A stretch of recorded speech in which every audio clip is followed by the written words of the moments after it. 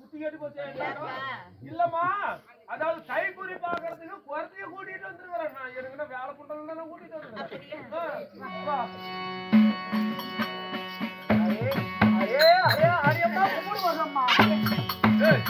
என்னப்பா கும்பிடு கொலாயில போடுறான்? கொலாயில தான் வருதுமே அப்படித்தான் கும்பிடு போடுவாங்க கொலாயில. நெவுரு இப்போ நான் வந்தா கொலாய் தேடி நடந்து போறேன். நெவுரு மண்பதே ரதிக்கு மேல் வாடும் மலப்புறத்தியே கேளா. ஹரே ஹரியம்மா ஹரே. ஒருடன் பேருடன் சொல்வாயானால் பொண்ணும் பொருளும் பரிசை அளிப்பெண் குறமாது.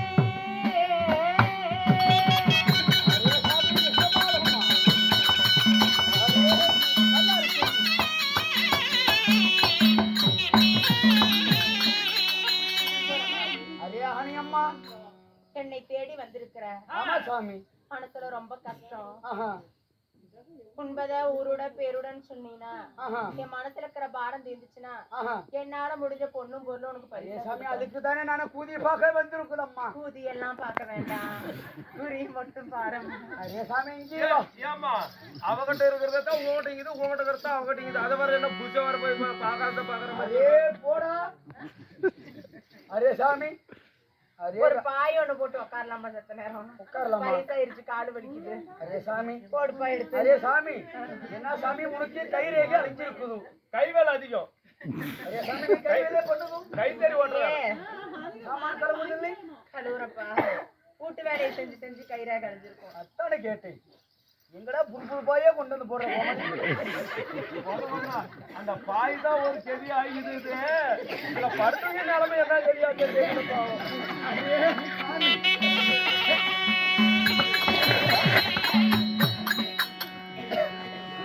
சுப்பிரமணியம் எழுப்புறது. சுப்பிரமணியங்க எழுப்புறது. திருக்கடையூர் பட்டி அம்மா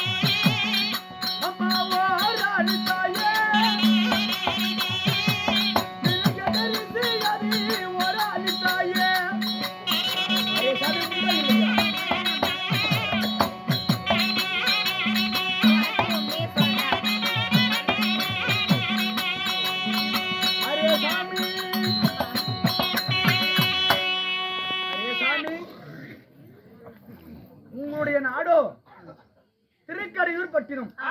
உன் தந்தையா வஞ்சித்தையர் என்று சொல்வார்கள்.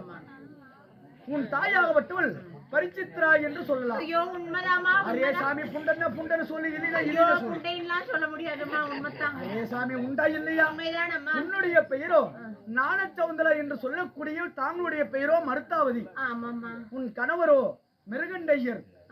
மிருகண்டையர் திருமணத்தை செய்து குழந்தை இல்லாத வாழ்ந்திருக்க வேண்டுமே. உண்மைதான் தாயே. சாமி இங்க ஜக்கமா போடுது, இதுல போடுது. ஜக்கம்மா இதிலே வந்து உட்கார்ந்து இருக்குது. குழந்தை இல்லாத பாவி நான் கொடும்பாவி ஆனேன். அதனால உன் கணவராகப்பட்டவர் இதோ தேவலோகம் சென்று அந்த தேவரிடத்திலே தேவேந்திர மன்னன் தேவர் சபை கூட்டினார். உண்மைதான் அம்மா, தேவர் சபைக்கு போறேன்னு சொல்லிட்டு என் மன்னவர் என்னை விட்டு போனார். ஆனால் மைந்தன் இல்லாதவன் மன்னலோகத்தில் இடமில்லை, பிள்ளை இல்லாதவனுக்கு புண்ணிய லோகத்தில் இடமில்லை அப்படி என்று சொல்லி உன் கணவராகப்பட்ட மிருகண்டையில் அந்த தேவர்கள் அடித்திருக்க வேண்டுமே. ஐயோ தெய்வமே, எனக்கு தெரியாதம்மா. அரே சாமி, மன்னவர் இன்னும் வீடு திரும்பவில்லை. ஆமா சாமி, இங்கே பாரு இதிலே சொல்லுது ஜக்கம்மா. எனக்கு நேர்ந்ததை போலவே என் மன்னவருக்கு நேர்ந்திருக்கிறது. அரே சாமி, தாங்களாகப்பட்டவர் அரண்மனையில இருக்கும் பொழுது தெய்வக்கன்னிகள் உன்னை தேடி வந்திருக்க வேண்டுமே. உண்மைதான் தாயே. தேடி வந்த உடனே எங்களுக்கு பசியாக இருக்கிறது, சற்று சாதம் போடுங்கள் என்று கேட்டாரே இல்லையா? கேட்டார் அம்மா. சாதம் அளித்தீர்கள். அண்ணா முதலித்தேனே. அப்பொழுது ஒரு குழந்தை இருந்தா கூப்பிடுங்க, அவங்க கையில கொடுத்துட்டு தான் பிறகு நாங்க சாப்பிடுவோம் சொன்னார் அம்மா. அப்படின்னு சொல்லி இருக்க வேணுமே. சொன்னார்களே. அரே சாமி, ஜக்கம்மா வருது, இதிலே வருது. இதுல வருதா? அப்பொழுது இதோ எனக்கு மைந்தன் பிறக்கவில்லை, திருமணம் செய்து நான் முதலாக வானத்திலே கருவொட்டினாலும் என் அங்கத்தில் கருவொட்டவில்லை அப்படி என்று சொல்லியிருக்க வேண்டுமே. சொன்னேன் அம்மா. ஆனா பிள்ளை இல்லாத வீட்டிலே சாப்பிட்டா அது புழுவுக்கு சமாதானம், மைந்தன் இல்லாத வீட்டிலே சாப்பிட்டா அது மண்ணுக்கு சமாதானம் அப்படி என்று தெய்வக்கன்னிகள் உன்னை அடித்திருக்க வேண்டுமே. உள்ளத உள்ளபடி கண்டத கண்டபடி சொல்றீங்களே. ஆமா சாமி, ஜக்காம நம்ப கை கூதிலே சொல்லு. கை கூதியா? அரே சாமி, நீ பேசாதே. அரே, ஆனால் அம்மா நீங்க அழக வேண்டாம், நீங்க சாக முடிவு எடுத்துட்டீங்க. மன்னவர் வந்தவுடனே மன்னவர் பாதத்திலே என் உயிரை விட்டு விட வேண்டும் என்று எண்ணி விட்டேன். அரே சாமி, நீ கவலைப்படாதே. அரே சாமி, நிச்சயமாக உனக்கு குழந்தை வரம் உண்டு. அப்படியா? உண்மைதான். அந்த சிவனிடத்தில் சென்று இதோ எனக்கு குழந்தை இல்லை என்று சொல்லி அந்த சிவனை நோக்கி தவம் செய்தால் நிச்சயமாக குழந்தை பிறக்கும் அம்மா. அப்படியா? ஆமா சாமி, குழந்தை பாக்கியம் எனக்கு நிச்சயம் உண்டா? நிச்சயமாக உண்டு. சிவன் பூசை செய்தால் குழந்தை கிடைக்குமா? ஆமா சாமி. மன்னவர் வருவாரா? கண்டிப்பாக, நீ சாக வேண்டாம். அரே சாமி, அதை கொஞ்சம் மூடி இருந்தா குடித்த பரவாயில்லை. இத்தனை எல்லாம் சொல்றீங்களே, நீங்கள் யார் தாயே? அரே சாமி, நான் மலைஜாதி குறைச்சி புரத்தியா? அரே நீ எத்தனை? அரே சாமி, எனக்கு ஒரு டம்ளர் மோர் இருந்தா குடி. ஆகட்டும், உடனடியாக குடிச்சிட்டு இருக்கிறேன். உடனடியாக. ஆமா சாமி.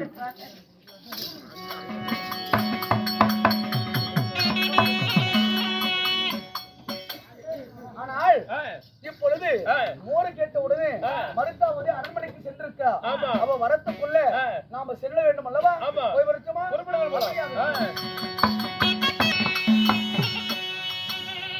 மந்திரி அம்மா, இங்க இருக்கக்கூடிய குரமாதி எங்கே? நாங்க பாக்கலையம்மா. குடிப்பதற்காக மோர் கேட்டார், வருவதற்குள் காணாமே. தெரியலையம்மா, நான் பாக்கலையே. ஆகட்டும், எங்கேயாவது சென்றிருப்பாங்க. வருவாங்க. வந்தால் இந்த மோரை கொடுத்து விடு. அப்படியே ஆகட்டும். இப்பொழுது என் தேவியாகப்பட்ட ஞானச்சந்திரனை பார்க்க வேண்டும். அதனால தேவர் சபையில் என்ன மானப்போகம் செய்து விட்டார்கள். ஆமா, இனிமேல் இந்த உயிரை வைத்து நான் வாழக்கூடாது. அதனால என் தேவியாகப்பட்ட ஞானச்சந்திரனை பார்ப்போம். தேவி, ஞானச்சந்திரா, தேவி.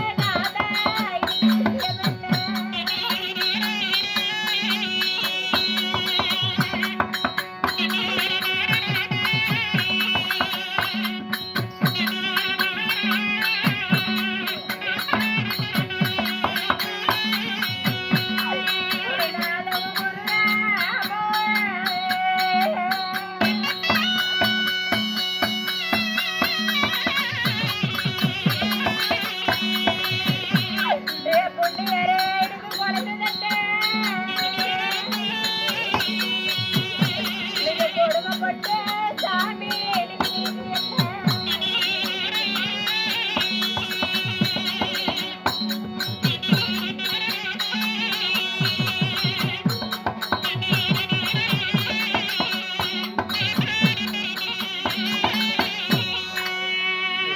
மன்னவா, ஏன் அழுகிறாய்?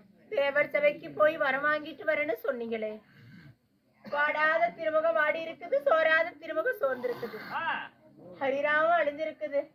நீங்க அவதிப்பட்ட விஷயம் என்ன? உங்க குருநாமகம் மட்டும் இன்னைக்கு குறைந்து இருக்குது. வேறிட்ட மரம்போல் விஷமிட்டு இருக்கிறீங்களே, ஒளி இழந்த சந்தைகளை போல் நிழந்த மரத்தை போல் இலையில் வந்த கைகளை போல் இன்னைக்கு நீங்க வேறிட்டு விசனமிட்டு இருக்கு. காரணம் என்ன சாமி? சேற்றியே மனத செந்தாமரை புஷ்பமாகப்பட்டது எப்படி திருத்து கொண்டு இருக்குமோ அப்படி தங்கள் முகமாகப்பட்டது இருக்கும். இன்னைக்கு வாடி வதங்கி இருக்க காரணம் என்னன்னாதா தேவி? அண்ணவா, தேவர் சபைக்கு சென்றேன். அங்க போகும்போது என்ன நடந்தது தெரியுமா? என்ன சாமி ஆனது? இந்த தேவ சபையில புள்ளை இல்லாதவும் புண்ணிய லோகத்துல இடமல்ல, மைந்தன் இல்லாத மண் உலகில் இடமல்ல என்று என்ன அடியான அடி அடிச்சு சித்திரவதை செய்து என்ன மானப்பகை செய்து தேவர் சபைக்கு என்னை காலால எட்டி உதைத்து என்ன மானப்பகை செய்து விட்டார்கள் தேவி. ஐயோ நாதா,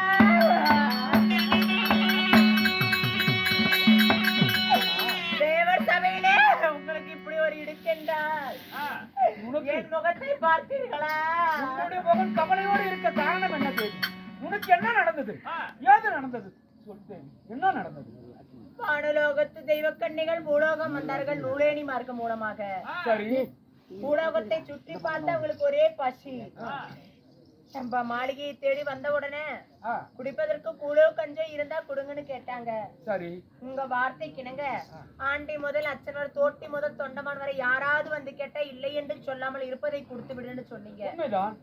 தெய்வக்கண்ணிகளை உள்ள எடுத்து வா என்று அழைத்து வர்ணப்பாய் போட்டு நம்ம இடத்துல இருக்கக்கூடியதை வைத்து பாலால் உழவைத்து பச்சரிசி சாதம் செய்து தெய்வக்கண்ணிகளை பசியை போக்க அண்ணாமுதிட்டேன்.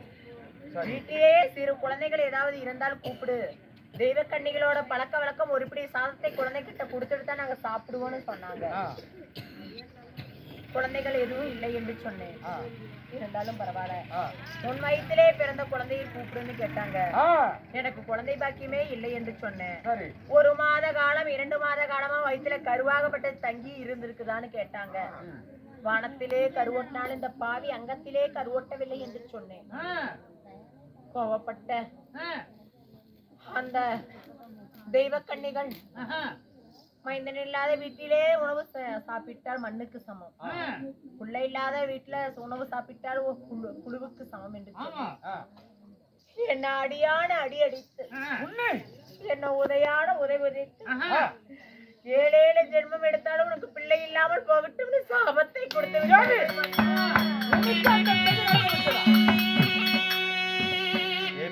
தேவலோகத்திலே உங்களுக்கு அவமானம், உண்மை. பூலோகத்திலே எனக்கு அவமானம். இனிமேல் நம்ம வாழ்ந்து என்ன பயன்? இனிமேல் நம்ம உயிரை வைத்து வாழக்கூடாது. நாம் இருவரும் ஒரே மனதனாக இருவரும் சாக வேண்டும்.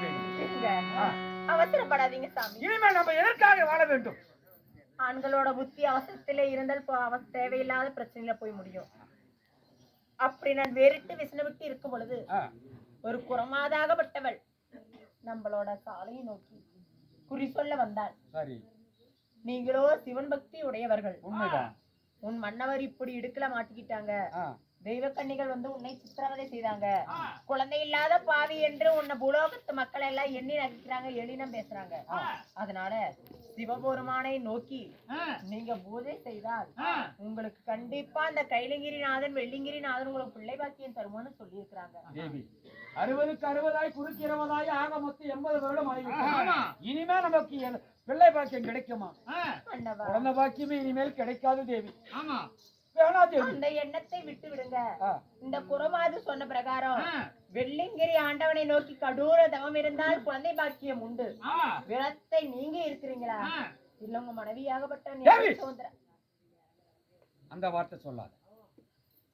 இவ்வளவு நாள் பொறுத்திருந்தோம், கொஞ்ச நாள் பொறுத்திருக்க முடியாத. அதனால நீ எப்படி ஆசைப்படுகிற அதே போல அந்த கைலாசநாதரை நினைத்து நாம் யாகம் செய்கிறேன். வெள்ளிக்கிழமை வீடு வாசல் முடுக்கி நானும் விரதத்தில் இருக்கிறேன். ஆகட்டும். நீங்க கைலகிரி சென்று இந்த கைலாசநாதனிடம் வரவாங்கி வாங்க வாங்கி வருகிறேன், போய் வா. பார்த்து பத்திரமாக போய் வருங்க. போய் வருகிறேன். யார் யார் எண்ணி நகைத்தார்களோ அவர்கள் முன்னாடி நம்ம பிள்ளை பாக்கியம் பெற வேண்டும். உண்மை, நிச்சயமாக. கைலகிரி போய் வருங்க. ஓ கைலாசநாதா, திருநீலகண்டா, பரமேஸ்வரா, பரமேஸ்வரா, சிவபெருமானே, நான் மிருகண்ட ஐயர் பேசுகிறேன். உன் தவித்தை வச்சினே உனக்கு என்ன வர வேண்டும் கேள். எனக்கு குழந்தை பாக்கியம் வேண்டும் சாமி. அப்படியா? உனக்கு 100 பிள்ளைகளையும் தருகிறேன். அந்த குழந்தைகளுக்கு 100 ஆயிலையும் தருகிறேன். கூன் குருடு மொண்டி முடவாண்டி என்று சொல்லக்கூடிய அவையங்கள் குறைந்த குழந்தைகளை பெற்று வாழ்வாயாக. 100 பிள்ளைகளை பெற்று சுகமாய் வாழ்ந்தது. ஆண்டவா, நீண்ட நாள் எனக்கு புத்திர பாக்கியம் இல்ல. மிருகண்ட ஐயர் குழந்தை கொடுத்து ஊனு குருடோட கொடுத்து எனக்கு குழந்தை இருந்து எனக்கு கெட்ட பேர் வந்துவிடும். அதனால எனக்கு எப்படியாப்பட்ட பிள்ளை வர வேண்டும் தெரியுமா? காலையிலே பிறந்து மாலையிலே மனைவி விட்டாலும் உன்னை போல 10 அலகு படுத்த பரமன் போல எனக்கு குழந்தை வர வேண்டும் ஆண்டவா. அப்படியா? உண்மைதான். அழகை தருவேன், ஆயிலை குறைப்பேன், பரவாயில்லையா? அப்படியே ஆகட்டும் ஆண்டவா. அப்படியா? உன்னுடைய குழந்தைக்கு பரமனுக்கு இணையான அழகை கொடுத்தேன்.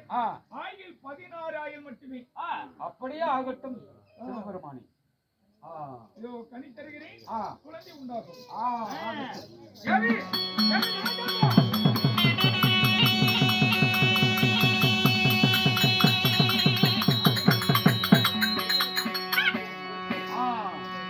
என் தேவியிடத்தில் கனியை கொடுத்தேன். இப்பொழுது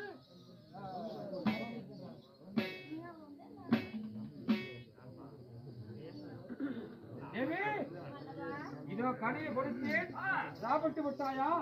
சாப்பிட்ட பிறகு நிச்சயமாக கருத்தரிக்கும், நம்ம இருவருக்கும் புள்ள வரம் கிடைக்கும்.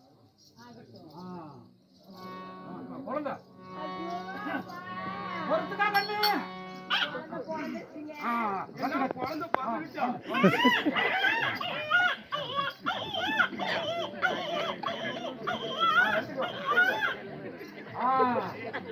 தேவி, குழந்தை பிறந்து விட்டது. இவனுக்கு சிவனுடைய பக்தியில் பிறந்தபடினால் இவனுக்கு பெயர் சூட்ட வேண்டும் அல்ல? இவனுக்கு இன்று முதல் என்னுடைய மகனாகப்பட்டவனுக்கு மார்கண்டன் என்று பெயர் சூட்டுகிறேன். என்ன பேரு? மார்கண்டன். மார்கண்டன். மார்கண்டனுக்கு